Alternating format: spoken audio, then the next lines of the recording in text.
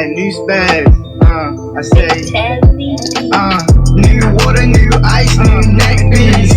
Police in the back, they gotta catch me. Only met me one time, she wanna sex me. New life, new bitty, and she sexy. New water, new ice, new neck beats. If the police pullin' up, they gotta get me. Only after could I touch her and she let me. New bitty, new bag, new VV. I'm the nigga with the bag and I ain't trapping. I apply a little pressure, ain't mad. I can fly it in the mountains like a Latin. I could never fall in love, I learned my lesson. Grandmother still alive, so it's a blessing. If my niggas down bad, I'ma catch them. 15 to 1500, who want pressure? 15 to 1500, who want pressure? Fatality, my nigga on the beat. The motherfucking building with another podcast. This is your host, Hand 5000, and this is RAWDOPE Podcast. And we reporting live from Stone Pit Grill on Erndale. Y'all know what's up with us. We live on YouTube. I got two special guests in here, and one of the guests I had to bring back because some audio difficulties, but he back in the building. Back in the you know building. what I mean? They got the stories you want to hear. They got the swag you need to see. Good, and one of these stories, I had before, but this specific story is deep. So for our audience and everybody that's logged in with us, right, you ready to get a deep story. But I got my Muslim brother, good friend of mine, been fucking with me for the last few months, bringing artists through. I got Abdul shakoor in the building. In the building. And I got my man Hots in the building. We in the building, baby. And just for everybody out there that know it's Suave, so I ain't gotta say that. AKA Suave. Ain't even gotta say building, that. Baby. By the way, Eastern Shore. Sound Squad Productions. We're in the building. Sound Out of Squad reach Production. worldwide. We're in the building. Out of reach worldwide. They in the fucking building. We're in the building, Listen, man. We got some little cardinal rules on this podcast. That's simple. Everybody know. No fuck shit, no fake shit, no foolishness. Okay. Anything you say can and will be used against you on the internet. That's right. You know what I mean? So we live, right? So yeah, we definitely that. But Okay. just don't get the speaking about stuff. If it's stepped on, I can't have it on my block. Right. It's not happening. But basically what we like to do on this podcast, we like to introduce our audience to the person before the artist or before the entrepreneur. Okay. And you know what I'm saying? So one at a time, just give us a briefing of who you are, where you from, what's going on. Well, I'll let you go first. I take the reins. You know what I mean? Big Hasta Mobster, man. I come from Groove City by way of Baltimore, you know what I'm saying? I've been out here for over 20 years, you know what I'm saying? And music is life. It's been my life since day one. I was signed with Shady, and I've been grinding since I was a teenager, you know what I'm saying? Like, it is what it is. Big Hasta Mobster. Big Hasta Mobster in the fucking building. Thank you for coming out, building. bro. Already. In the building. Swab, hit him with them. Give us a little bit. Well, I come from, if everybody do know me out there, Long Island, New York. Shout out to New York. Strong Island. Yeah. Moved to Strong Cambridge Island. at a young age, and that's when I've been at, but never lost my roots of being in Long Island. For sure. So what Pretty you got much. going on, though, Swab? Just tell the people man, what I about got what going you on. do and what your whole movement about. Man, my whole movement about the Sound Squad Productions, man. I'm bringing a lot of people in different areas, man. And we're going to bring this thing like an umbrella. I got artists, I got caterers, I got models. You know what I mean? This is how we coming at them, man. Clothing design, we know, got it clothing all. Design, we got it all. We trying to eliminate, whitey out the picture as much as possible. You know what I mean? Keep that thing in the family, because family ain't going to cross each other when they got to eat at each other's table. Goddamn right. We're going to argue and we're going to do all that other stuff. But at the end of the day, we're going to eat together. You know what I'm saying? And that's what my movement is about. So check it out, stay tuned. So, like, how many artists you got under that movement? Right now, I got 2, 20 long range, and I'm hot right here, right hand. And we growing. And we growing. I got, like I told you, people want to go in, but they want to see what it's doing. And I told them, they got to come at the beginning, man. I'm being real with it. Come while everybody trying to eat, but you got to come with something. Bars are us, see what though. I'm saying? You got to be bars are us. It Yeah. ain't no slacking. Don't be coming with no trash raps. We ain't with none of that. We ain't doing none of that. Everybody under this umbrella spitting bars. Bars. That's what the fuck we looking for, the bars. I got Already. it. I got it, man. Tune in Wednesday too, man. Don't forget about next Wednesday, man. Me and Wednesday. Boys coming through, man. Yeah, we got Tony me and Roy Long Range coming through, Tony Long man. Range coming I through. You know, we can't- got I Johnny can't wait. Drugs coming through, man. And Yes. of course, Hots is coming through. So Already. we're going to be in the building real deep since you asked for him. You know, my Yeah. man coming away from Philly. Yeah, You know yeah, what I mean? yeah. I fucks with them Philly niggas. Absolutely. So we're going to be all through there when we do this summer Man, smash. boy, what up? Tell them about it. We're going to come through live on the blocks.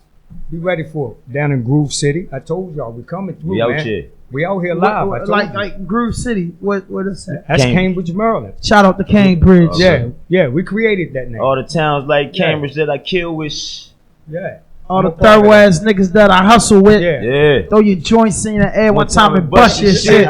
They Shout out keep it to quiet. Emory and Paper Planes. Yeah, Absolutely. already. When you think Shout of- out when to you Emory, think of- man. That's my Shout out people's E. for Jones, real. yeah. Right, yeah. Love When you Love think of Cambridge, you think of Emory. Emory Jones, Yeah. yeah. You know what I mean? You think of Emory. Absolutely. I don't know Emory personally, but when I think of that Eastern Shore, I think of Yellow, cause the name I heard a lot. Yeah. His I family. think That's about right. I think about Emory. Mm-hmm. I think about my man Atmo and them. You know what I'm Mhm. saying? They got caught up. You know, I know a few Yeah. niggas Yeah. down in Salisbury. You Yeah, know, yeah. Cambridge. You Yeah. know, back then we was doing a few shows down there. I remember Big Will Yeah. at the Okay. club. You know, by the alley and See, all that's that. funny Yeah, that you yeah. name all of them names. Well, huh? it's crazy. Yeah, Because the simple fact, I was always in that circle that you spoke about.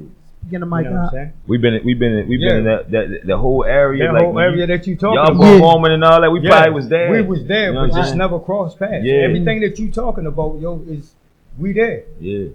We Yeah, there. well, Been how there did- and done that, man. Yeah, Big Will and his kids' hospitality was pretty dope. Yeah. Yeah.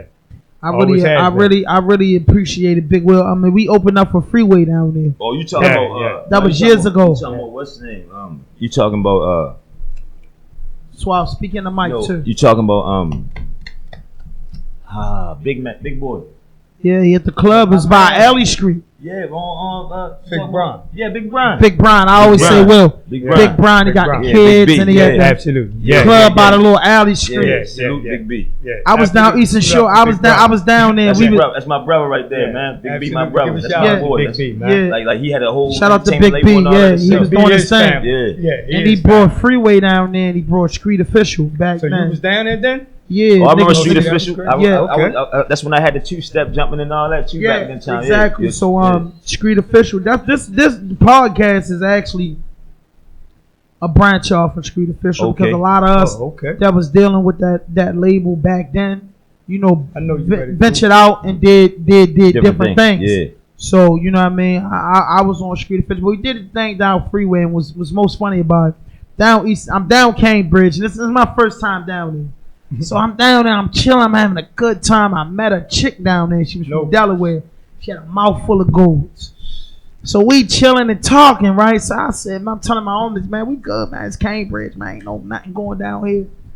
And then the goddamn bop, bop, bop, bop, bop, bop, bop, bop, bop, bop, bop, bop, bop. Yeah. Went all, I fell all in the car. Went all across the seat, told my homeboys I'm hit. My man said, motherfucker, you ain't hit. The windshield ain't broke on the car. I said, man, whatever you do, get me out of here. The chick name was Keisha. I'm like, Keisha, call me.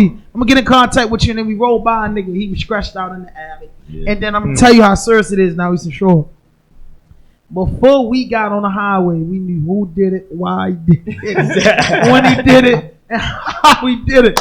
So many people was talking. Oh my God, So they didn't many say fucking people was Everybody know talking. everything. We Everybody going back know up the way, everything. going over the bridge. Like Yo. whoever did that, whatever something touching that, he going to prison. Go to prison. Because the whole goddamn everybody out there that was from that end knew what was going on and shit. Oh, yeah. So I was tripping. Cambridge. That's crazy. So hot. You got to tell us one thing when we open up. You said to me, sign to Shady. Yeah. And I told you the last interview we did, it was deep. Yeah. But the audio, we had audio difficulties because yeah. it's raw dope. The shit uncut, so we not perfect. You Yeah. know what I'm saying? The Lord said if he made one person perfect, come back and destroy the whole earth. Everybody. None of us perfect. Yep. So I had to have you back. You Had got to to. just start from the beginning with Had the to. Shady story. Well, first of all, I appreciate you having me back You what I'm welcome. saying? No problem. already, and First and foremost. Thank you for your legacy to hip hop. already, Thank you. man. I Thank you. appreciate it. I Thank you. appreciate the recognition. You know what Thank I'm saying? you. That's Thank just what you. it is. I appreciate that, and I was signed with Shady, but first I'm gonna tell you I was already on my grind. You know what I'm saying? Like we was grinding, I was on a run and all that. You know what I'm saying? It's street shit. You feel me? I was on a run. South Carolina's most wanted at the time, right? So I'm grinding, doing different shows in Philly, and I got the song Two Step popping and all that. You feel me? So after that, right? I get locked up for being for the South Carolina most wanted shit. You feel me? So while I'm locked up, I had to sign. I was going through a deal pretty much. You know what I'm saying? My man was trying to get me to deal with Capitol Records. But shout out to Capitol out California. Yeah, I stayed in a hotel. Yeah. That motherfucking building looked like Jepson. Yeah, exactly. Jepson building. Yeah. Capitol Records, biggest shit on the top. It was I think. Don't quote me on. I think it was like a blue building. I don't know what color. It was a blue building. Hell yeah. I stayed in the W in North Hollywood in Capitol Records. That's what they do. Like, I'm just that. They put you in the W everywhere. Goddamn. Oh, Capitol. Oh, they got a thing with the so W. you can sit in North Hollywood in California. If you look out your room in the W, you're gonna see that big ass Capitol Records sign. Shout out to Capitol Records. Yeah. So I was actually supposed to be at Capitol. This was before Two Steps or after Two Steps? This was after Two Step. Two Step was still in the process of it was jumping. You feel what I'm saying? Right. So at the same time, I got to go to court. This before I even had my court case, right? So I got to go to court, right? And actually I caught a gun charge, so I had to end up going to court for that, right? Mm-hmm. So while I'm going to court, I supposed to be in the Capitol Records the next day. So you know what I'm saying? So we trying to get the judge to postpone the sentencing and all that, but he won't do it. You feel me? Wow. So he end up explain the whole situation. I'm supposed to be in Capitol Records. I got a plane ticket. I'm supposed to be there the next day. You feel me? So instead of me going to Capitol Records, I go to jail. You see what I'm saying? Wow. Yeah. So you was sentenced or you was sentenced? I was sentenced. So I was already on parole and probation for the South Carolina shit, so it's looking ugly for me, right? So boom, I'm already sentenced. They gave me 6 months for a gun charge, trafficking a handgun. It was love, you know what I'm saying? Because the first judge was trying to crack me. So I ended up getting another judge, and I got 6 months for the gun charge. So while I'm in there, my man negotiating the deal still, it was this dude named 3H. Shout out to 3H. I appreciate your love, bro. So, shout out to 3H. Yeah, we need you. So 3H, he had his own artist situation going on, but at the same time, his parents made the script for Three's Company. They wrote the song for Three's Company. Jack Tripper? Yeah. Wow. That's my motherfucking man. Yeah, so rest in peace, Jack Tripper. That's my motherfucking man. So this little white boy, like, he got to be a bit of 21. You know what I'm saying? Maybe 19. Right. He look like a little boy. You feel me? But he got all the bread in the world. His parents made the script. Wrote the song for Three's Company or whatever. So then he negotiated my deal or whatever. So in the end, he ended up leaving Capitol because Shady wanted him. You feel me? So they wanted him to be an A&R for them. You know what I'm saying? So while he leaving Capitol, he fucking with me heavy. So he taking me to Shady pretty much, even though I'm not signed with Capitol. So since he's saying you ain't signed over here, I'm going over here with 50 anyway. You feel me? Because he was like 50. He was a 50 fan. It was ridiculous. So anyway, you know what I'm saying? Shit was he just 50 aka Ferrari. He never called him 50. He called him Fifth. I thought that shit was weird. You feel me? But anyway, you know what I'm saying? Yo kept on. So yo get me the deal, whatever. You know what I'm saying? But my issue was I need a lawyer. You feel me? I'm trying to come home. I got a case to beat. I just caught a gun charge and I'm on a run for armed robbery in South Carolina. You feel me? On the South Carolina's most wanted tip. Yeah. So my thing is I need a lawyer. You gotta kick out this bread. So I made them pay for a lawyer in order for me to sign the paperwork. I just wanted to come home. You feel me?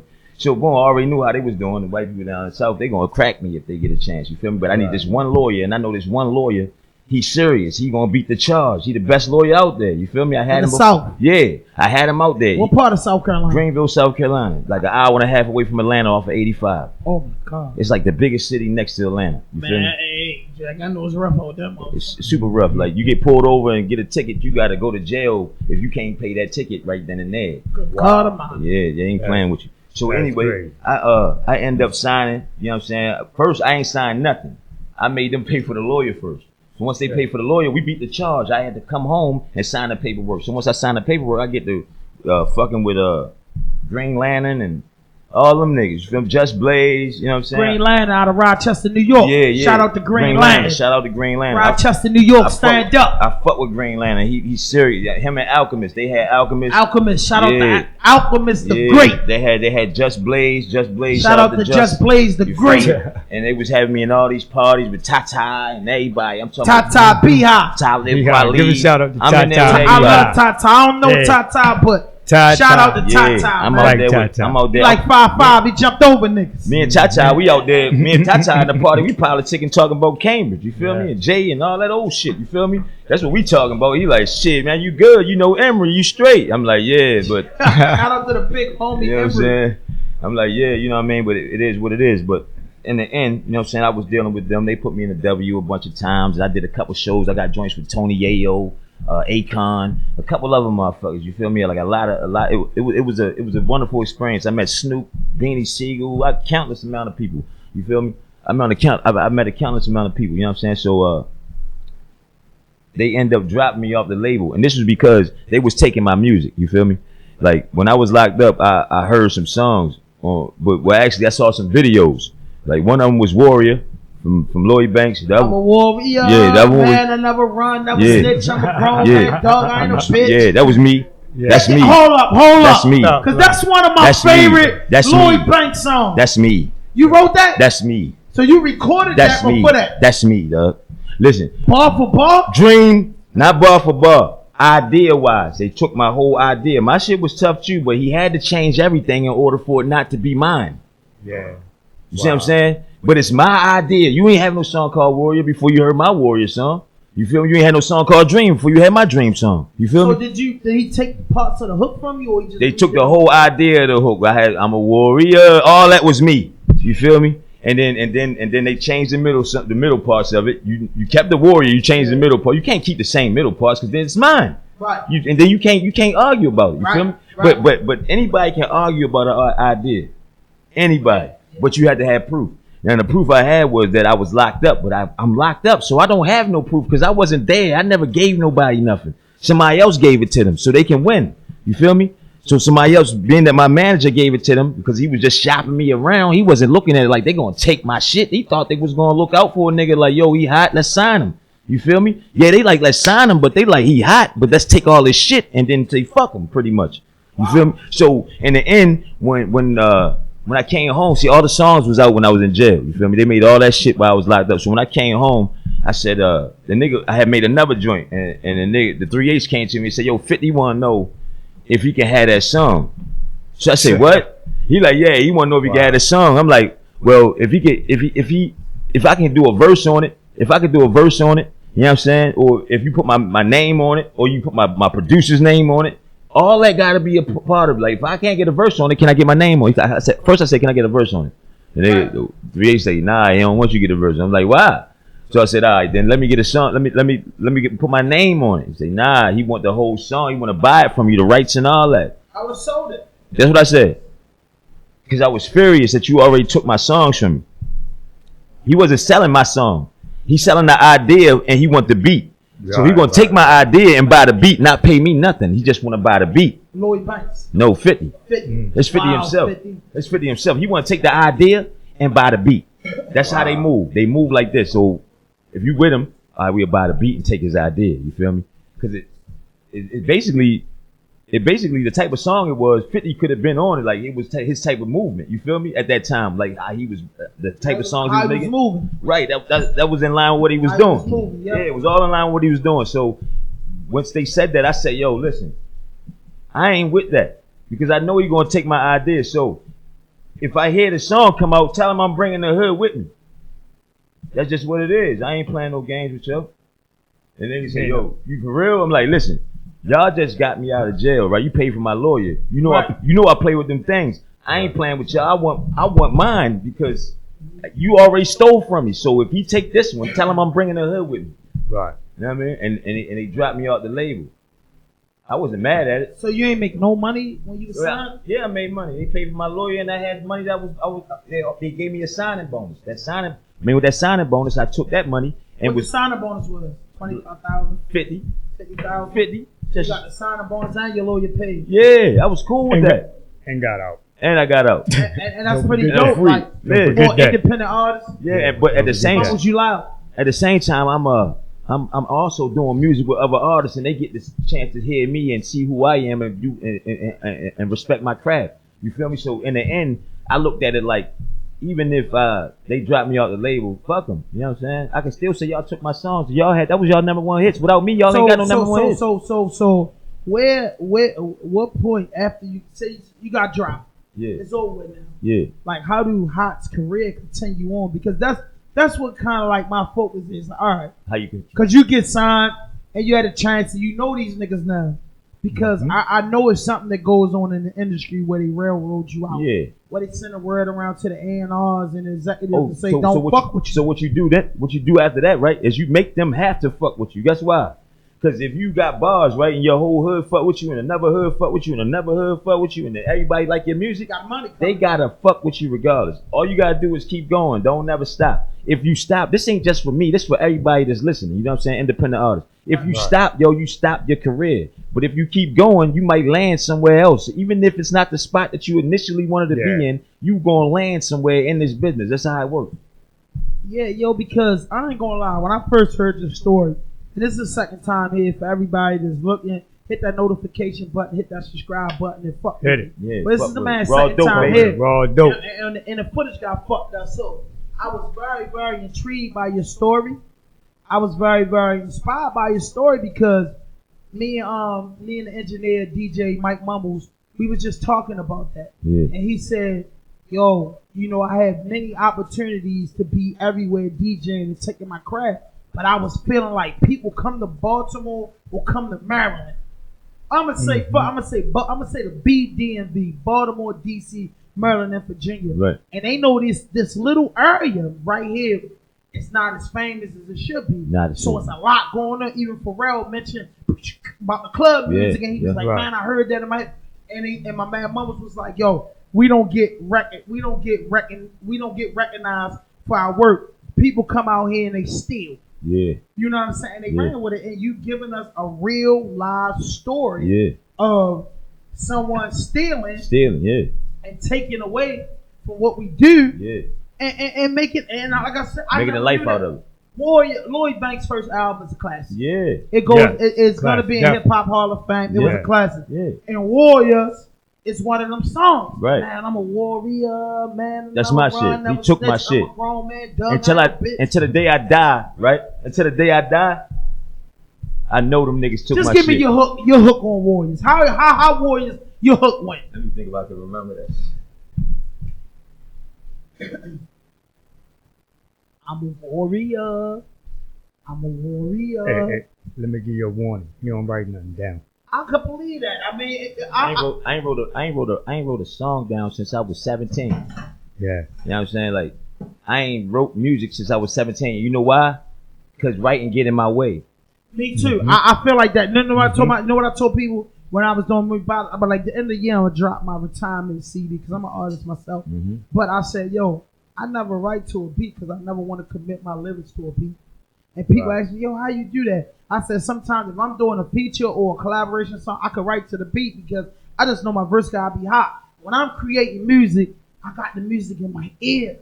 You get what I'm saying? I got it in my ear, and I don't never want to commit my song to a beat because I've been rapping so long, the way as though I come up off of motherfucking karaoke machines and instrumentals. In your Give me head, something you real have an quick, instrumental Hots, in your man. head. You They're feel me? tuning in on you. You feel me? You know what I'm saying? Yeah, So they're tuning in on podcast. Now I'm rocking You know what I with mean? the best, baby. So They're tuning in. I understand the artist when Jay like I don't write nothing and nothing. It's a writing pattern that's in your head and it just come out. Yep. You feel me? I made a That's real. song called Wayne Perry. It was a pretty big song, but I got incarcerated when it dropped. I felt as though I wouldn't have got in trouble back then, maybe 5 years ago. I have a music career. Right. So I had to reinvent myself and say, hey, look, I gotta back off from that. I got my nephews, I got a lot of younger guys that's rapping. I'ma do my my first mixtape was called Backblock Nightmares. Yeah. So I said I'm gonna do a Backblock Nightmare 2, the retirement party. Right. Just because I got a bunch of songs and music I had recorded Say no that I more. want to get out there. Say no more. I just But- want to feature. Yeah, got that right. Ain't nothing, but ain't nothing. But the whole thing was I never committed to a beat with my lyrics, and I look at artists like that they special. when you don't commit to a beat. Now you special to me, you can write to a beat. But I look at you different because if most artists are leasing beats. Yeah. Like everybody don't got money on the come up to give a nigga 2,000-3,000. And some of these producers deserve more than 350 beats. Yeah, I ain't man. gonna lie. Real shit. So not to fuck the producer over, nigga usually lease the beat. Right. The beat can get sold any given time. That's why I never committed my lyrics. But we also to that. gotta remember the starving artists. That's why you saying what you saying. Yeah, the starving artists, and it's crazy because before that, the production team, Mike Mumbles and them was like, people steal from Baltimore, they steal from DC, they steal from Maryland, they steal from you can hear the Virginia. music. You can hear the music, you can hear the beats. And one thing that I'm highly offended of, I don't own a club CD. If I go so motherfucking weird and I feel like they tamper with that club music, I'm offended. Yeah. Because I've been in New Jersey and I was in New Jersey back in 2004 and they had a twist to the Baltimore club music. And I'm like, oh nah, that pose nah. You know what? Nah. I was in Jersey around that same time, like in Harrisburg and all that. Yeah, I was in North. Yeah, they was out that motherfucker doing all Shout out to kind of North. shit to the club music. Yo. They called the house music. Yeah, they call it house. Yeah, They called the house house music. music. And I'm Right, like, nah, right, yo, that's right. club music. Yeah. That's Baltimore club music. Yeah. He took a sample from them, yo, I'm telling you. Yeah. They look like, nah, yo, That's house music, type yeah. of shit you play at Yeah. cookouts and shit. That's what Yeah. the fuck club music is. I remember back in the day, it was about, what, 98, Mm-hmm. 99? No, 87, 88 came up here. I was still in school then. There was Odell's. Odell's, that was the first time I ever came to Baltimore. Odell's. Shout out to Odell's, man. Give a shout out to that's Odell's, classic man. right there. You know what I'm Definitely saying? got to get shout out, yo. You gotta give a shout That out. was the first time I ever heard. I've never been to Odell's, but listen. Hey, look. Listen, hold on, let me tell you this. me My tell you. 1 year anniversary of Raw Dope Podcast is going to be the Raw Dope Podcast anniversary edition. Odell's, yeah. I'm calling it Hey. with DJ Mike Mumbles and Sean Marshall on a 1 and 2. I'm trying to tell you. Tony T. Hey, me, my cousin, and my man Tweety, man. Uh-huh. For some reason, we got up in that club, yo, us three. And that was the first time I ever heard house music. First time ever coming to Baltimore. You know what I mean? Yeah. And we still right, and I wonder why we still right by the speakers. But after a while, coming up there, I started looking at how they was getting to it, and I always had my own way I dance. I don't dance like every other body, you know what I'm saying? Right. We always had our own thing. And I got jammed into that joint. I was like, okay. You know what I mean? Well, you know, we was by that speaking, and then he just got in his own little rhythm. And I mean, my man, he know how to real step. Yo, I give a shout out to my man Tweety, yo. I'm gonna tell you. Yeah. Shout out Tweety. You know Give what? him a shout out to I want Tweety, to put you deep with this too. He turned me on to that back in the check day, this out, yo. right? Back in the day, you remember DTL? Remember DOT Promotions? Yeah. Sean Caesar and them. Yes, sir. That's who I was dealing with back in the Yes, day. sir. Sean Caesar was Damon Pierce. He had the Upscale Promotions. Upscale promotion. That was my team. That's who I ran with. Upscale. Yo, I remember yo, listen, for everybody that's looking at this man, I'm going to say, correct me if I'm wrong, 2003, 2005, 2006, I was on the street. Yeah. But around 2003, I remember, do you two step? Yeah.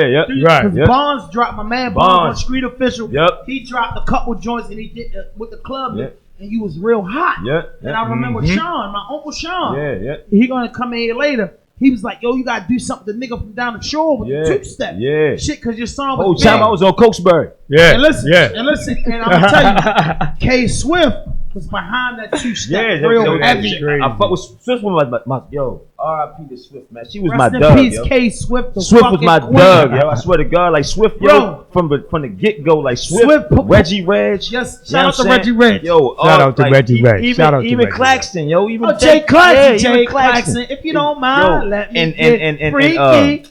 and before he went to DC, with the dreads. Quicksilver. He was with DOT. He back in Baltimore Yeah, he now. back in Baltimore. He was with DOT. He was their actual official DJ at that time.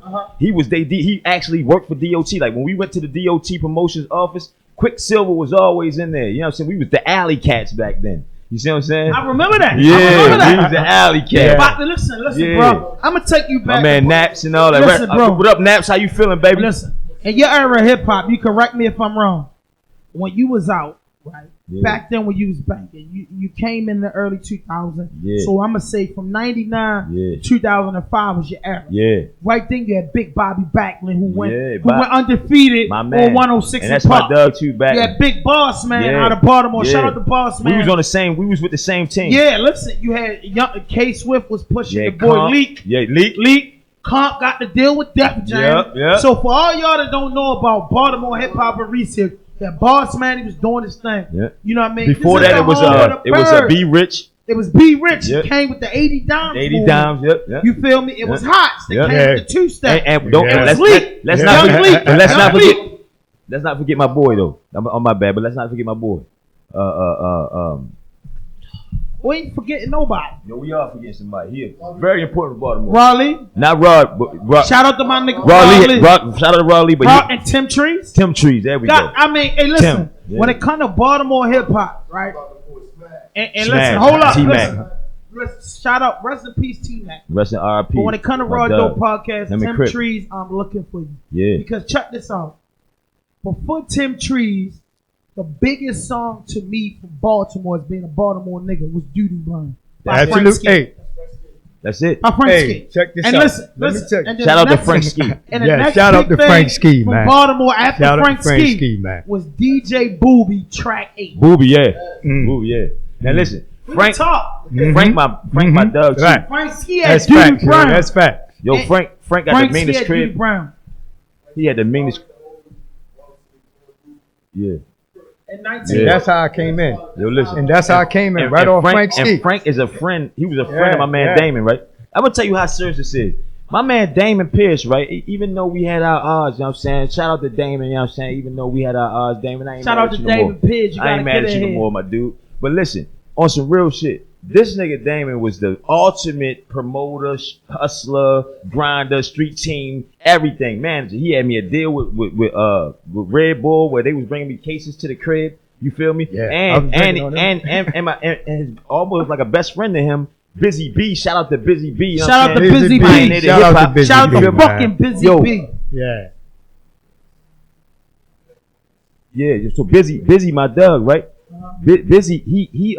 By the way, that's DJ Mike Mumbles. When you get to talking about Baltimore historian shit, he cannot be an engineer no more. Right. Yo, listen. Right. I'm gonna tell you how serious it next is. to him. Right. Hold on. What's my man name with the rock skate roll bounce? Scotty B. No. Rock skate roll bounce, light skin. Nah. You know who he is. Mumbles. Hold on. He had a book. He gave me his book too. He gave it to me.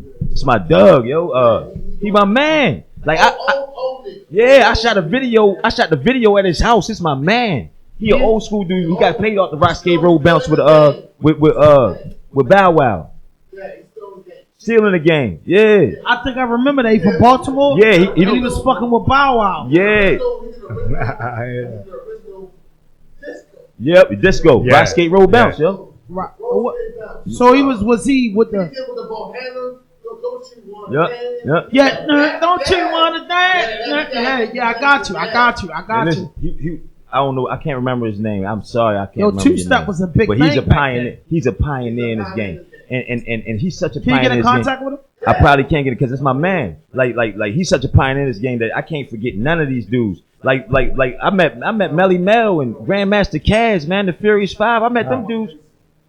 Vaughn Mason, that's his name. Vaughn Mason. Shout out to Vaughn Mason. Shout out to Vaughn Mason. Pioneer in the game. RAWDOPE podcast. Pioneer in the game, man. Pioneer from Baltimore. Vaughn Mason, big respect. Now Vaughn, he let me shoot the video on his crib. I was actually in the studio when he had the studio on North Avenue over there in West Baltimore. You feel me? Yo was right in the middle of the hood with the studio and all that. You feel? Ain't nobody know nothing about him, and he was already famous. You feel what I'm saying? But he was my man, Vaughn. You know what I'm saying? But him and Busy B. Busy took me up to New York, man. Maybe Busy B locked up, right? Not Busy. Hold on. Busy B from Philly. No, Busy B from New York. Busy B from New York. Oh, Busy B, the first five. Queens. Yeah. When he said give a shout out to Busy B, he meant Busy B from there. Yeah, Busy B. The first five. Yeah, the pioneer, Busy B. Roxanne and them. That's my dog. He was in a movie. That's my dog. Listen, Busy B was in a movie, Roxanne. Right. And not only that, but he hosted the hip hop awards a couple times. Yeah, Busy B, he's a legend. Yeah, so Hype DJ, yeah, hype man. Yeah, he started that hype man shit. He the first person to step on stage for hip hop, man. The first person to ever step on stage for hip hop, Busy B, my dude. Yeah. No. Yes. Yeah. No. He opened up for the Sugar Hill Gang. 1979. He opened up for them. That's why he the first person. He opened up for them. Thank you. 1979. They told me something. Yeah. 1979. He opened up for them. That's why he's the first person to step on stage for hip hop. You know what I'm saying? And Busy, he took me up to New York and introduced me to Melly Mel, Grandmaster Caz, the Furious Five. Hold up, Hot. I'm talking Hold up, Hot. Master Wiz. You met the legends? All of them, You met the legends? Talk to him, Hot. Yeah. Talk to him, Hot. Hot, you met the legends? The legend. He took me up there. Listen. Busy the legend itself. He took me up there like, yo, you come with me. Busy B the legend. No, that's my friend. And, oh my God. And you met the Furious Five? Yeah, Busy B my friend. Like Busy B such a friend. If he see me in the hood, he like, where the weed at? Busy B, you gotta come to RAWDOPE podcast. That's it. Yeah, that's Busy. Shout out to Busy B. Need him on RAWDOPE. Yo, Busy, my man. In fact, I've been looking for Busy for so long because I got some peoples that's actually connected with him. So I keep telling them, tell Busy, holler at me, because he's such a pioneer in this game, man, that he means so much to me as a hip hop artist. He's an icon. Say no more. Yeah, icon. Icon. Yeah, he big, man. So like I said, Busy embraced me. He took me under his wings. So it's like whatever I wanted to do, Busy with it. You feel me? Busy with it. So like I said, man, I just wanted to let you know that, like you know, like it's even deeper than that. Like Rampage, the last Boy Scout. We could talk forever. Don't slap the watch off my wrist. I ate his brother backstage at a Busta Rhymes concert in Philly. Rampage knocked the watch off my wrist. I see this dude 5 years later. He still remember. Yo, Rampage was at Busta Rhymes crew. He was his cousin. Spliff Star. That's his cousin. Yeah. With Spliff Star. Yeah. Flip Mode Squad. Flip Mode Squad. What was the girl name? Spliff Star. Rod Digger. Yeah. Rod Digger. Rod Digger. So yeah, man. I'm like give a shout out to the Flip Mode Squad. I'm talking about far as hip hop go, man. I done been here for so long. I met my man.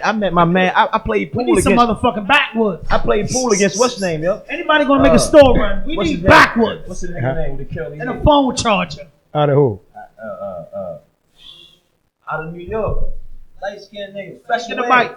Special Ed. I played Special Ed to be the king of Jersey in pool. Listen, Special Ed. I'm the king of Jersey. Ask Special Ed. I beat him in pool to be the king of Jersey. I'm the king of Jersey right now on the pool table. Yeah, shout out to Hey, Hot. Hey, yo, listen, Hot. Yeah. You know why I appreciate you so much? Because it's history, man. It's history. This is why I built this podcast, bro. Mm-hmm. This is why I built this podcast. Absolutely. RAWDOPE podcast stands for the rawest and dopest interviews on the planet. Yeah. I forgot we was doing an interview, bro. Yo, listen, that's the purpose. Now listen, the reason why I built this is because shout out to Drink Champs. This weekend, man, I'm gonna tell you something. Right now, I'm announcing it on this podcast. It's live. This weekend, I didn't meet Noriega. I didn't. I saw Nori. I spoke to him. I'm from Baltimore. I don't think he heard me. But if he did, he did. If he didn't, he did. But he iconic to me. But DJ EFN, I've been networking with him on Instagram. Man, DJ EFN kept his word. I got an interview with him down there. You know, he hip hop royalty when it comes to the South. Yeah. So I got my biggest interview that I think because Noriega, and I'm not afraid to say Nori and DJ EFN and the I always say RAWDOPE, but the Drink Champs, man, I watch him, bruh. I'm like a student in there, my nigga. Ain't nothing they can tell me wrong. Yeah, for me. Real shit. That's how much of a fan that I am a Drink Champ. Now, let me tell you something though. On another level, I think I can get you an interview with Steph Lover. Do it. You know why? Because that's my homegirl and she in DC all the time. That's where she be at. I was just in DC at the midnight barbecue. DJ EFN put me on the drink list, Drink Champs guest list, bro. Yeah. DJ EFN came to me and my crew. This little small podcast is out of Baltimore. He came to us, introduced him to all my brothers and my friends. He talked to us, did the interview, he hung with us. Only thing I was mad about was I had his table and Mumbles there to go in all night with DJ EFN. Shout out to DJ EFN. Miami stand up. That's my fucking guy. You know why? 305, baby. The 305. EFN is honorable. He's a respectful man, yo. And for me being in this journalism, and I do unorthodox journalism, meaning it's not scripted. I could have wrote 1,000,000 questions down for you today. I could have asked you 1,000,000 questions, but that's not the way I built my podcast. I built my podcast off of hard grind and dedication and just love from hip hop. You get what I'm saying? Just love from hip hop. You know what I mean? So when EFN brought me down there, I thought it was going to be a bluff. And when I get back in the car, my homeboys was going to laugh at it. But no, every motherfucking name, including shout out to my uncle Sean Weston, businessman. Shout out Shout to out Sean, Big Sean, my Big uncle. Sean. That is my business manager. He fight every day. But my uncle sent me out there, had me prepared for it, and I just thought I was going to let my crew down. I was on the guest list. I got my passes. I did everything in EFN. He did the interview, bro. That's all you need. This man get 1,000,000 views on his podcast. 80,000 on a bad day. 2-3 million on a good day. You get what I'm saying? So he brought me down there. You know where you headed at, bro. And he told me one thing. I felt like Kobe Bryant at that All-Star game when Michael Jordan whispered in something in this podcast, man. Sometimes I don't got guests. Sometimes I don't got no audio. It be all fucked up. But guess what? I show up every Monday, Tuesday, and Wednesday to do another one. I don't care about it. Because that's what I said. I said, yo, if the people see our podcast when we didn't have a poster, to when we had a poster, to when I was recording out of spot, to now I'm in Stone Pit Grill. And now, you know, give a shout out, man, to Stone Pit. Shout out to Stone Pit, man. Shout out to Stone Pit. Give a shout out. No. Listen, you got to correct that. Shout out to Stone Pit Bar is a restaurant, but we didn't get approved by the city of Baltimore to be a community center. Okay. You know, okay. And I want to just say one thing before we go on. My uncle, you know what I'm saying? Not my biological uncle, but I met this man when I was 14 years old. And they used to tell us little shit like this. Hey, yo, watch that car, man, till we get back in the morning. And me and my friends, man, it brings tears in my eyes. We would stay outside till these 5 in the morning to watch their truck. And the next morning we'd go to the store. Hey, man, we watched that truck all night. They loved us. You know what I'm saying? You know, rest in peace to my daddy and shout out to my mother. Just doing excellent now. Yeah. But these niggas showed me something that my father didn't show me. Right. Love. Love, yeah. Fuck the money, fuck the cars, but love. Yeah. Every day they had something to say. So when the passing of Nipsey Hussle came about, I heard everybody saying Nipsey, and rest in peace to Nipsey. And Nipsey, we appreciate you, love you, and honor. But I said, do though, and that's what we was doing. That's crazy. That instills a different mind frame. A different mind frame. So that's what I say, like Turk and Sean and them, the big mentors to us in this Libby Heights and Garrison community. And them niggas ain't even from Libby Heights and Garrison. Right. But they from Libby Heights and Garrison because they've been here longer than some of these niggas been living. Yeah. And then when I was down City Hall, I had a Muslim brother send me the picture. He said, brother, I saw you, you know, on the, you know, when you do anything in front of the councilman, they put it on, I think it's MTV TV. Yeah, MPT. Not MPT. MPT. Maryland Public So they Television. post everything. So I saw you on there and saw y'all fighting for that. Yeah. You know what I'm saying? And they denied that. So, you know, the smart thing from a businessman in the business part of things, open them say, you know what, we ain't gonna bother with that. We just gonna do the restaurant thing and we're gonna do things the proper way. Yeah. Because they never wanted us as young dudes to do things the wrong way, even though they felt like the wrong way was the right way, but nah, do it their way. Guidance to is everything. Yourself. Guidance so is everything. That's my next question. I wanna, and I know for y'all, Emory Jones is y'all Nipsey Hussle. Yeah. Like Sean Weston I grew up under these. And Cornelius Carroll is my Nipsey Hussle. Turk and Sean, that's my Nipsey Hussle before I even heard of Nipsey Hussle. Yeah, you know what I'm saying? On a different note on that for me, you know what I mean, where I came from, the way I grew up. The person that I look at like that's a dear friend to me that I know, and then in that same type of shout him out. You know what I mean? I give a shout out to my man Jay Moloch sitting right back there. Jay Moloch, what up? You know what? I knew listen, shout out to Jay Moloch. I knew this motherfucker was important because he couldn't stop talking. Guess what, though? When he came in the building. Guess what though? He couldn't stop. He telling you, oh, get that name right. I knew it was important. We gonna get that definitely, interview I'm with saying him. definitely get a What's shout out to crazy my is man Jay Mola. That's my family, my actual real family, right? Right. You know what I'm saying? So music kind of like in my blood. Right. You know what I'm saying? Like It's in us all. It's always been in us all. Yeah. I can touch Back on to that the on a deeper breakdancing topic. days, I can pulling out touch the on that on a deeper cardboard topic. boxes. I mean, our skin color let us know we got more rhythm than anybody else on the planet. Right. Yeah. You know what I'm saying? Yeah, That is what it true. is. You know what I'm saying? True. So like I said, man, you know, that's family. It's always been a family thing, you know what I mean? And for you to mention Emory, that's, I mean, you know, He the big. I mean, Like, when I'm you pretty sure think that- of Eastern Shore, you no, think of Emory. no, I can't Got take it. nothing. I can't take nothing. Absolutely. You know why I say I can't take nothing from him? Absolutely. Because I looked up to him when I grew up, man. Like Emory Exactly. Jones. I sat Ran on, with him I sat, every day. Right, Ate I at his ran with- mom's house. I sat on You know Emory what I mean? porch, man, when he had the box on his streets. ankle. You feel me? Yeah, absolutely. He was chalking down. He told me he chalking down the feds read lips, my nigga. You feel me? That's what he told me. Like, I was kind of underneath an Emory wing for Shout a out minute. to Emory and Paper Yeah, Plane. big shout out to Emory, E, man. man. Paper Plane. He came from nothing, for real. You know what I'm saying? Yeah. But guess what, Came though? from the mud. But regardless of what anybody think, it was never about nobody else but E. Yeah, I believe that. I mean, E was always his own man. That's what I'ma say. He Right. ain't need no help. Like a lot of times, people see Jay and they say, "Yo, Jay was the one that did this for whatever." But it was always Emory Jones was his own man, yo. No, you know what I know that? Because I'm gonna keep it real with you. I was Always. incarcerated for many years, and I met a lot of dudes from Eastern Shore. And I love Jay-Z. I'm a big fan of Jay-Z. He's one of my heroes outside of my community. Because first and foremost, the dudes from my community that I see every day come first, and then it's people that I look Right. at beyond my community. Exactly. Right. And Jay-Z is in my top 5 people I Right. look up to beyond my We community. got to as black people. He But came from nothing. one thing Absolutely. Jay never, ever did, I listened to so much Jay-Z music when I used to hear Eastern Shore dudes come, because every 100 Eastern Shore dudes that come to prison, 75 of them related to Jay. Yeah, you know, no Emory, just Emory, straight yeah. Emory, Oh, yeah. yo, Emory, my people. Yeah. And yo, listen, this one for Emory came home. This is Wow, for people that's knew crazy, Emory, right? but a lot of people just Yeah. love that man so much Yeah, that he related yeah, to him. yeah. But one dude broke it down to me one day. He said, "Yo, check this out. I ain't gonna speak his name." He said, "Yo, Emory from down the way. Yo, Emory never needed them niggas.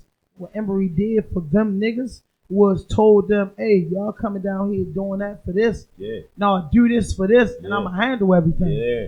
And that's the story. And I believe that story Yeah. out of 10,000 stories I got Yo. from Eastern Shore about Emory.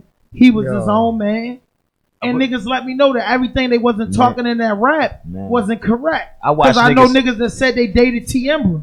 Emory daughter. Yeah. And they say, nah, they ain't going like that. And Yeah. don't get to thinking that. That's what Right. a nigga told. Don't get Right. to thinking them people doing more, but they overall love Yeah. Emory. Real Yeah. They shit. not entitled to do Yeah. anything Anything else right. but for Emory. Right. Right. When Emory come home, shit Right. will be different. Different. Right. Yeah. And I heard Right. that from a young boy. Listen, a young boy, when I was in prison, I had about 6 years in. And the little dude from Eastern Shore, he had 50 motherfucking years, and he had 4 years in. And he was only 20 years old. Yeah. And he told me that story. And out of all these motherfuckers I heard stories from, I believe Shorty. Yeah. And he told me, yo, Emory, my peoples at Yeah. the end of the day, End really of the my day. peoples. Yeah. I don't really care. And he gave me that story. Yeah. And I believed it. Yeah. Mhm. Like, you know what I'm saying? And I said, damn, he's so young. Yeah. The way as though his mother had to tell him that. Yeah. His Yeah. father, Right. somebody knows something, Right. had to tell him that.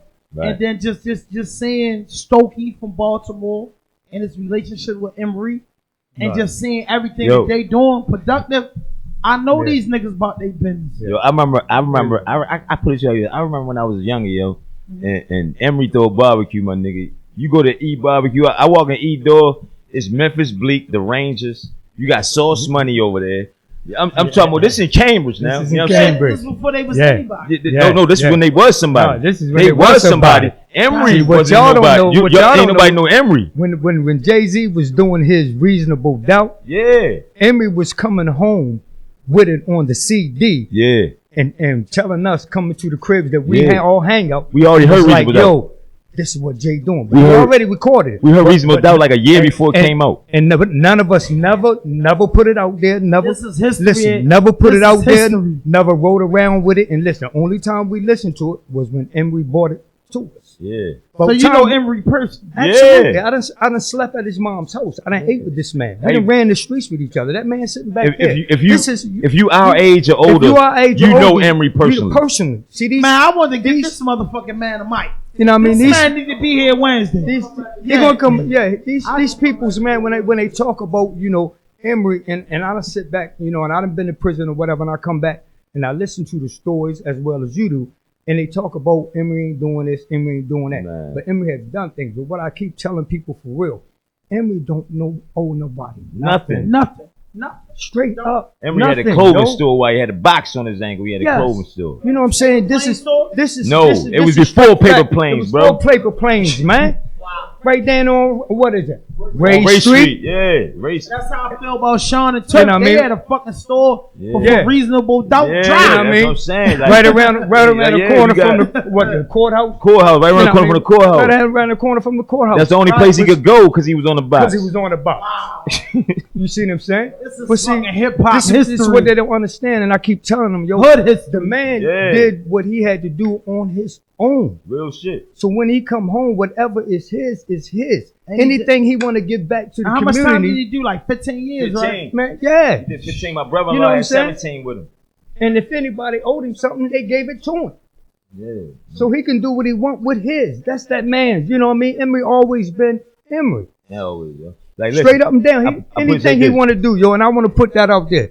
That man don't owe nobody nothing but who he owe, man, and that's his family. He not even in the music, straight up and down, and he know who his true family. He was never in the music. Mr. All Facts told me that. He said if you ever meet Emory, he's never in the music. Niggas keep coming at him on that music with no music. Never. You know come at him about anything else but music. Come at him about his clothing line, bro. Yeah, that's his thing. Come at him with an idea, man. I want the Paper Planes endorsement. Listen. I'll let him for me. Y'all from down there. Tell him I need the Paper Planes. Emory as a clothing line dude, like he always like I said, my sister and them got the first Rockefeller jacket at the crib. It's not Rockaware, it's Rockefeller. You know what I'm saying? It's not a Rockaware jacket, it's a Rockefeller jacket. You know what I'm saying? It's the first one that they made, my nigga, leather jacket, and it got Big Tie on it because Big Tie is my brother-in-law. So he gave it to his son. You know what I mean? Each jacket had Vegas on it. You feel me? He had the same jacket that had Vegas. All them niggas had jackets. Emory was Vegas Jones before the that's where you get the name from. That was some new shit. Viva Las Vegas. See you later at the crap table. Meet you by the one that starts with G up. That's Viva Las Vegas. Fake hustling niggas gambling in Rio. We gonna have a fine time sipping margaritas. Yeah, that's Emory. They was out there. They was really out there. Like on a Tyson fight. It was like 4 jackets. It was only 4 leather jackets. He had one, Big Tie, Jay, and Tata. That was the only 4 jackets. Dame ain't had one? Dame wasn't even a part of this. Dame wasn't a part of this. RAWDOPE podcast. We got the motherfucking exclusive. Yeah. From niggas from the fucking over the bridge. Yeah. Shout out to Cambridge, South City's in the building, Niggas had a Rockefeller basketball team, man. What you talking? Come on, man. This is deeper than rap, man. Come on, this man. is fucking deeper than rap. Niggas had a Rockefeller basketball team. They was give a shout out to the Rockefeller basketball team. Shout out to Rockefeller. Boy, my man Twino and them, man. Yeah, give a shout out to all them, man. Yeah, man. Give a shout out to them. I followed Jay's story so much, right? And I was so fucking happy, right? When I just knew that he dealt with a dude from Maryland.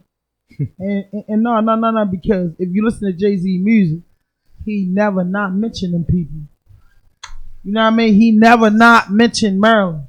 You know what I mean? Was getting a hard from the home of the turban and got a dirt cheap for them. Yeah. Plus, if they were short with cheese, I work with them. Boy, and weed wasn't dirt for them. Wasn't born hustlers. I was birthing them. So if you really listen to Jay-Z, he never played games about that Eastern Shore of Virginia. Right. He skipped Baltimore, skipped DC, and he go to the land of Harriet Tubman. Yeah. Because a lot of people don't know the Underground Railroad started where? Cambridge, baby. Anybody that know their history looking at that. And they steady building Harriet it up for her. Tubman started the Underground Railroad. Harriet Tubman and on that Eastern Shore. Yeah. And got them up north. Yeah. Absolutely. A lot of people don't know that history. And I think Jay knew that history.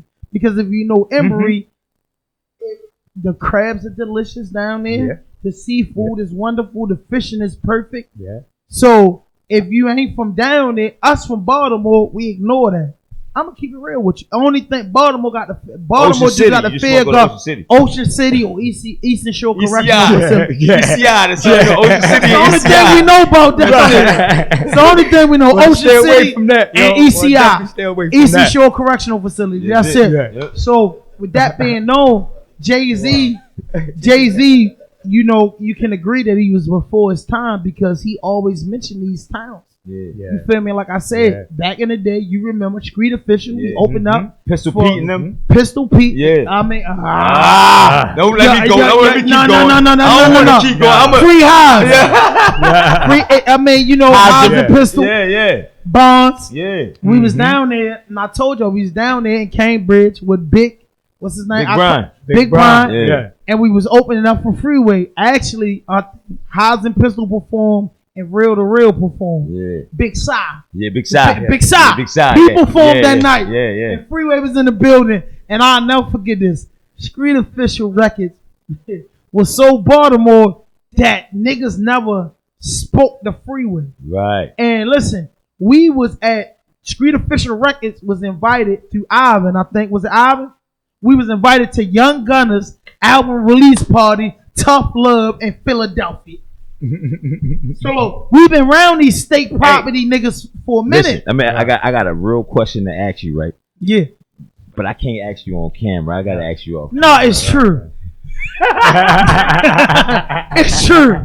It's absolutely true and correct. So you ain't gotta think about. You ain't gotta think about it no more. We know we talking about. It's true. It's raw dope. But we skipping that. Say no more. Free Highs. He on his way out.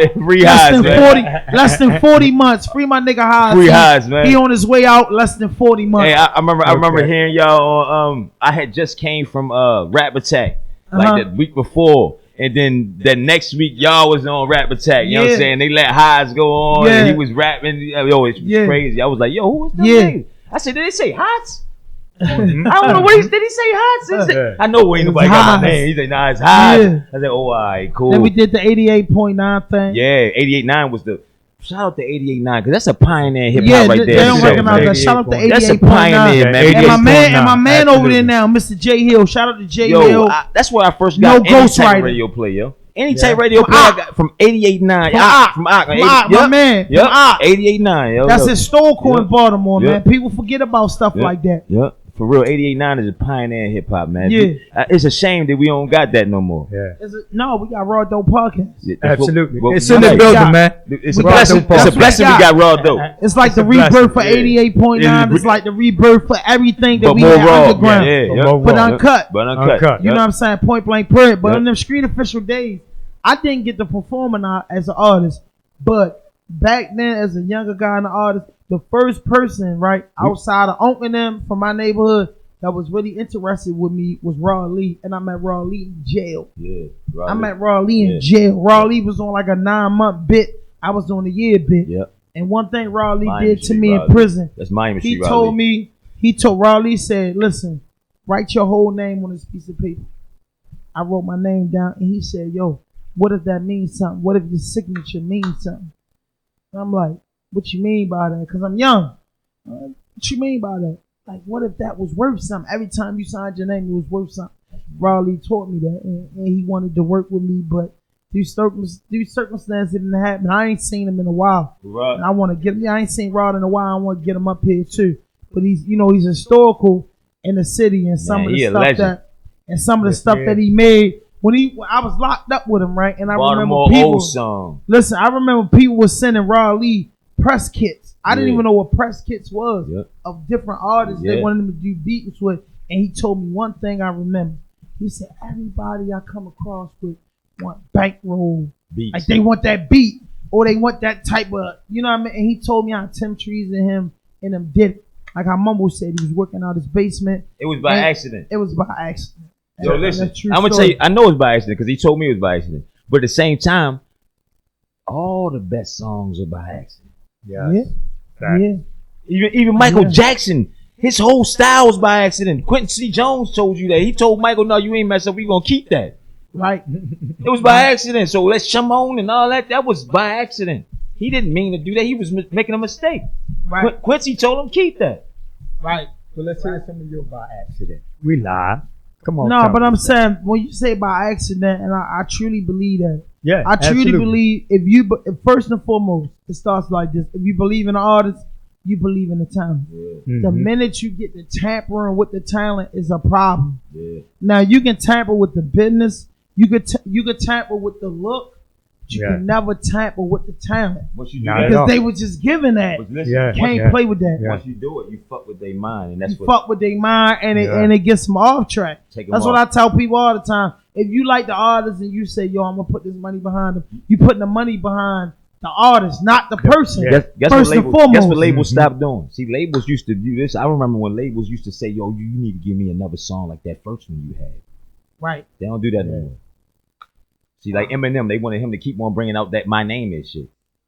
Like that's why he came up with the other one after "My Name Is." You feel me? What was it? After the Slim Shady "My Name Is," the second album, he had another song similar to that because the label kept pressing them to do that. But they don't ask you to do that no more. They want you to be you. And that's the most important part about it. Like I said, you're managing the talent, not the person. And that's very, very important to people that's investors. You're managing the talent because you say, hey, if this nigga fucked up nigga, right? Yeah. And I can get him to drop one fucking platinum album, then I got all my money back. Yeah. And he can go on to be what he be. That's what these big record labels do. Yeah. I don't give a fuck what he do after that, but I gotta take his bullshit and put up with him till he get me my money back and maybe a profit. But if I got my money back, I'm Gucci. Yo, I gotta fuck with you. You know I gotta fuck with you, right? Yeah. I gotta fuck with you because last time I was here, right, Uh-huh. and the audio was fucked up, I said some shit that you ain't really like. Yeah. What say So I'm about to say it say again, right? The Drake changed the game. The what? The what? The Drake changed the game. Did Drake change the game? No. No. No. You know I think changed the game Who? and made a way for Drake, Who? Kanye West. You think Kanye made the way for? I think Kanye West changed the game. I ain't gonna say you wrong, right? Yeah, Because everything is a part of everything else. You know what I'm saying? Because without one thing, you can't have another thing, right? Right. But I'm just saying that the way Drake did it, reason why I say change the game because niggas was not trying to hear people rapping at one point in time. They wanted to hear dumb Kanye shit. changed that. But I'm not Kanye did that. I'm not did. saying you wrong, right? But he did. Kanye changed it when he brought the Jesus Walks thing. That's what you And the shit with Shaka Khan. I drink a Bruce for breakfast and Izzard for dessert. Yeah. Body flip. That was it because Yeah. the nigga said, "Yo, hold up, I'm gonna rap about when I got in a tragic accident and my jaw broke." Yeah. Oh, Yeah, remember yeah, these yeah, ice yeah, and I yeah, got yeah, braids yeah, on my yeah, chain. you're right. Jay-Z and them put the Rockefeller chain on the wall. But listen though, after Yes, that, yeah. see that's what I'm saying. He created a whole new village. See after that they went dumb. Rap went dumb after that, and Kanye went dumb with him. You know he did. Oh, he did. came with Diamonds Up Forever. He started working. Came with Jesus and Walk. then out of nowhere, he brought you the Boomerang song. The same song you sing, the what's her name, Grace Jones in the video on Boomerang when Yo got fired from. You remember on Boomerang when Yo had the song, and it's the same song Kanye made. Y'all think I'm tripping, but the whole time Kanye went to Boomerang, heard that, and then made the same song, and everybody started listening to it with Tiana Taylor in the video. Yeah. That's the Boomerang song. Yeah. I didn't know that person. Go back to Boomerang. I it's the forgot. same thing, I yo. believe it. It's the same thing. I believe Kanye's When she was out there genius. having a baby and shit was crazy, that's the same song. Yo just took that shit from Boomerang. I knew it when he did. I said, this nigga tripping. Yo went to Boomerang. He really lost his mind. Everybody else think it's some great song. I'm like, nah, it's not a great song. He just went to Boomerang from back in like 93, you know what I'm saying? And then changed the whole game and made it seem like he didn't do that. But guess what? That's the genius in Yeezy from a producer to an artist. Is it genius or is it copycatting? Because I'm starting to believe these people ain't want to be geniuses no Now, hold more. on, let me take you back to this, right? Reason why I say that Since the because everybody 1920s. remaking everything. Now, let me tell you one thing. Since the 1920s, the Jackson 5's greatest hits were redone because they looked up to the Temptations. See, Motown only recreated songs. That's right. That was cool because they said, okay, sugar pie, honey bun. If you knew that song, it was sung a couple generations before. And the Jackson 5's got it and made it irrelevant for the people in the 70s. People did it, made it when the fucking Temptations did, they made it irrelevant in the 60s. And then next thing you know, in the 80s, the California Grapes made the song. So they kept flipping the song. Did you just say the California Grapes? Yeah, because that's how you learned the lyrics. Is that the truth, though? That's like having a blockbuster car. Yeah, that's the truth.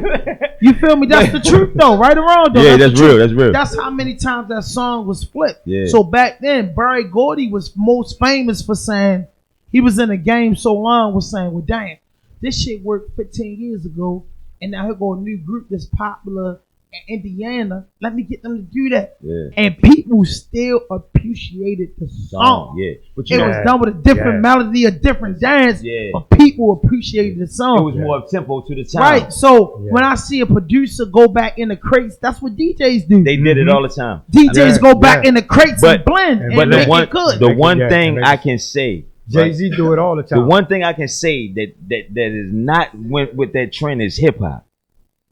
Hip hop is with that trend. Trend. No, listen, you know why it's not with the trend? The reason why I said it's not with the trend, because when hip hop remakes something, it's a rap song now, not an R&B one. We always remake R&B songs and turn them into rap songs. But it's still the original song. But it changes. When you hear that beat, you think about that. If I do right now, if I do the symphony, you're right. Look how many times Lil Wayne, everybody guess did what that. Changed? It got better and better. But guess what changed though? The genre. Yeah, Biggie and them did it. How you think that your Jane? Yeah, but listen. Then Weezy and them came back. I'm not saying you saying something wrong. You saying everything right. What I'm saying is this: the reason why it works is because you just took an old R&B song and made a new rap one. You didn't take an old R&B song and make a new R&B one. But it would have worked either way you did it. Not if it was R&B. Anybody get on that symphony beat, if you can sing, rap, or dance, whatever you do on it, it's gonna be legendary. Yeah, but at the same time, when you get on the symphony beat though, and you rap on it, you feel me, on a new school rap tip, right? The original symphony was about what? Party and bullshit, right? Pretty much party and bullshit, right? That's what they said rap was about back then. Right, but what I'm saying is now, if you put a symphony beat on now, we're gonna talk about something relevant to this time.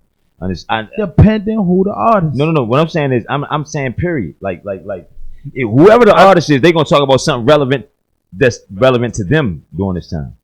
Relevant to them, right? I'm not saying you saying something wrong. Like Kodak did the Ghetto Boys' Minds Playing Tricks on him. Right. He flipped it in another way. Did he? I ain't hear that. Yeah.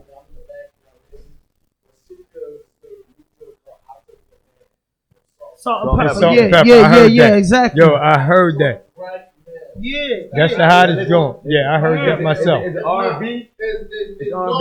No, they redid their whole song. Yeah, it's hip hop. Yeah, I like that joint. Yeah, I heard that. Yeah, because listen, bro, I think just say I got a nephew, right?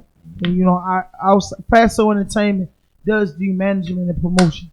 So my nephew, I tell him all the time, yo, you need to take one of them classic beats and make it irrelevant now. Right. Because that's what it's about. Like if you can redesign something. I did it too. I ain't gonna lie. Speaking of I did it to the 10 Crack Commandments. You know what I'm saying? To be more. Yeah. I got to be more trap commandments. I got to be more trap commandments. You know what I'm saying? I call it to be more trap commandments. You feel me?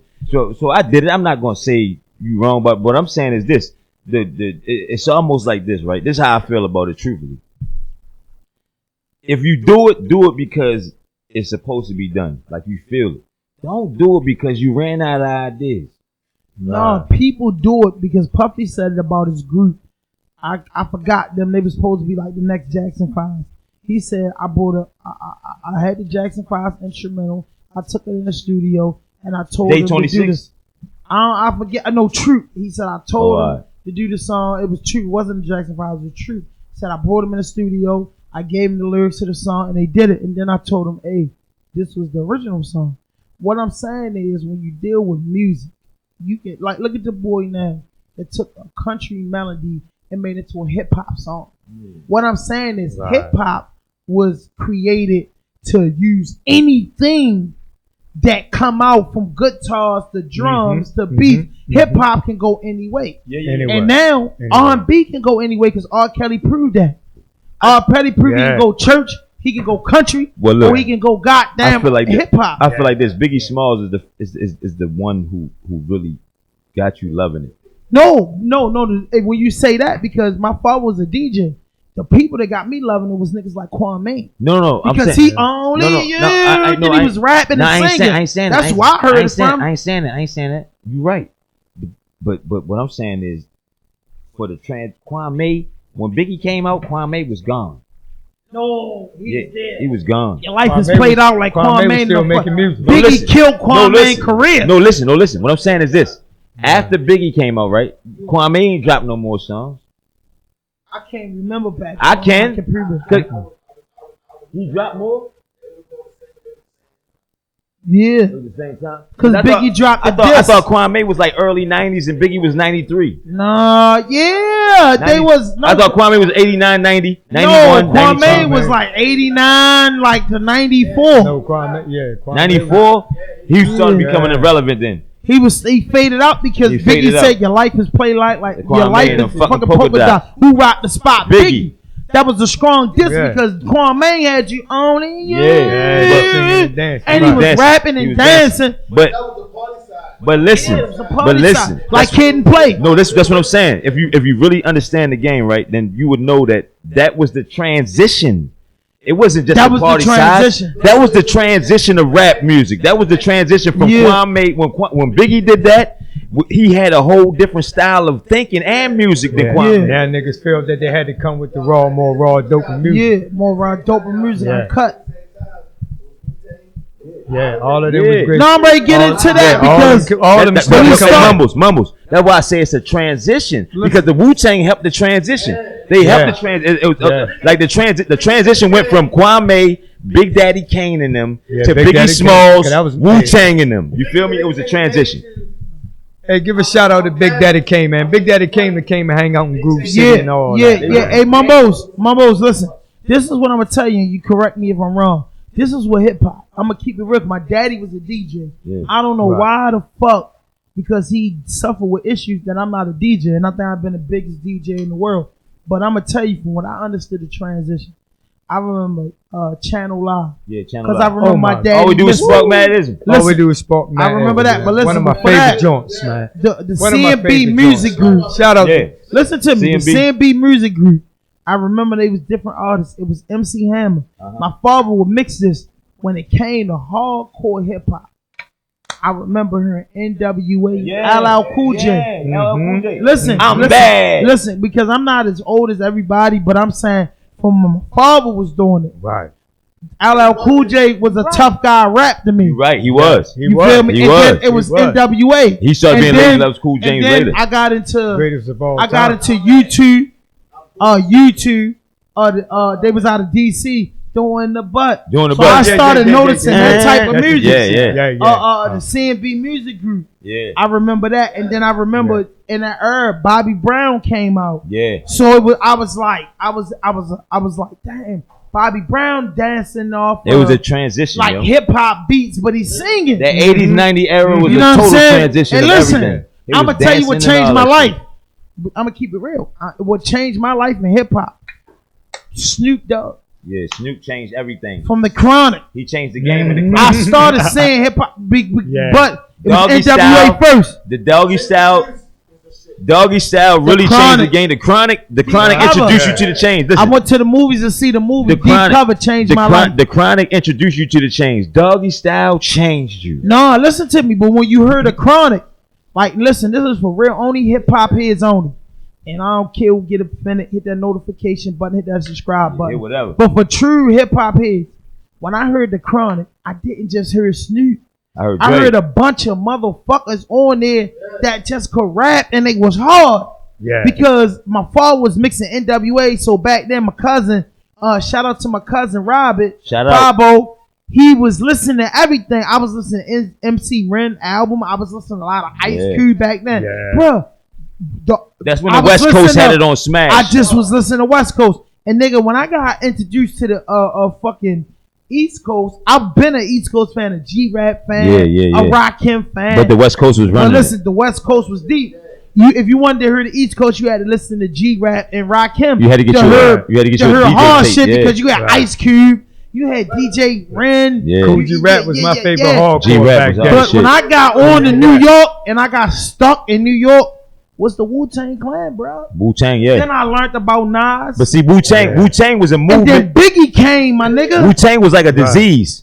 There was like a whole quarantine disease that needed to be quarantined because when the Wu-Tang came out, everybody wanted to be a part of the Wu-Tang. I don't care who you was. You wanted to be Meth, Raekwon, Jizza, all them niggas. You wanted to be one of them. Who I can't remember. Like I think because in 1993, my man Marlo, shout out to Marlo, he went to Virginia and he came back with Ready to Die on like a mixtape. Ready to Die. Record. Yeah. So I'm like I was caught up in the Snoop era and then Channel Live because that's when I started smoking. Listen, that's why I can remember, right? Snoop and Channel Live made me want to try the weed. This is why I can remember because it was a section off thing. Method Man, Bring the Pain brought you in. I'm not Bring the Pain. Method Man, METHOD Man, that brought you in the Wu-Tang era, right? When that Wu-Tang dropped, guess what dropped right after that? Right. Yep. Murray. Guess what? Guess who was killing them too though? Mobb Deep was killing them. No. You going in to 96, 97, 95. Listen to what I'm saying. No, I'm telling you, I'm bringing you out the 80s. On the mixtape. Yeah, listen. On the mixtape era. I got you. Like Clue. I'm bringing you out the era. Ron niggas, G. I'm down Ron G, Rated R. Yeah. I'm down with all that. But what I'm saying, what brought me personally, as a hip hop head, my father was a DJ. I listened to so much music from Special Ed to MC Light. Everybody was it. But when I started finding my niche and understanding, the first album that I found my niche and understood was I'm Bad. Yeah. LL Cool J. The second album, Pink Cookies in a plastic bag and all that shit. Nah, listen, I'm just saying my niche. Listen, I'm Bad. He had I Need Love on there. I'm Bad. That was my favorite. Yeah, go, co-creator, go. My father was a Pink DJ, so that was one of my favorite songs. Yeah. He came to Ring the Bells and all that. All them was on there. All them was on So what I'm saying is, I had that album, Pink Cookies in a plastic bag. Was what on I'm that saying is, my daddy, he was mixing all this shit, and my grandmother, she would do the Manhattans and all the gospel singing. So I was just like fucked up in the head with music. I'm saying when I found my niche, when I knew that all the shit I've been listening to and I became a part of this community, if I'm wrong, but I can almost remember with Snoop because I used to be I went to high school and I was like, oh, is he crazy? He just had me the nigga Snoop. No, listen, when Snoop came out, right? I can't remember when it exactly was or what part it was, but I know when Snoop came out, he wasn't just an epidemic in one area. He was an epidemic everywhere. Everybody was rolling down the street, smoking endo, sipping on gin and juice. Right. You see what I'm saying? Like everybody wanted to be Tad Al homeboy. Everybody wanted to know Tad Al. My name is Tad Al. But listen, let me finish. He was charged up. So listen, Snoop was my guy. But then when I got started familiar with Snoop Hard, Murder was the case. When I started getting familiar with this shit, I remember Spark Mad-ism. So when you got deep, now because of I learned about Nas. I learned about Wu-Tang. I learned about Biggie. I learned about Mike Geronimo. Yeah. I learned about Black Moon. I learned about fucking Fat Joe. Jealous One's Envy. So when I got down, I found my niche. Yeah, OGC. You know what I'm saying? That OGC, the original gun claps, Help the Skelter. You know what I'm saying? Black Moon and them. I found my niche in hip hop. So I say from like 93 to 2000, I found my place in hip hop. Right. Meaning when I started understanding what it was about, and they was them guys, Snoop. They was them guys. Ice Cube. It was a lot of diversity then too, because everybody you talking about, man, is a different era or genre of music. You feel me? Like you talking Snoop, OGC, Mike Geronimo. All these are different people. We don't even have that type of difference now. No, and that's I'm talking about just in hip hop. I ain't talking about R&B. I'm talking about like just in hip hop. You know how many different hip hop types of versions you had back then? Right. Because you had people that wanted to listen to Nas. You had people who wanted to hear Geronimo. You had artists right from the old school comment and say shit about the new school because the reason why I said that drew me to this.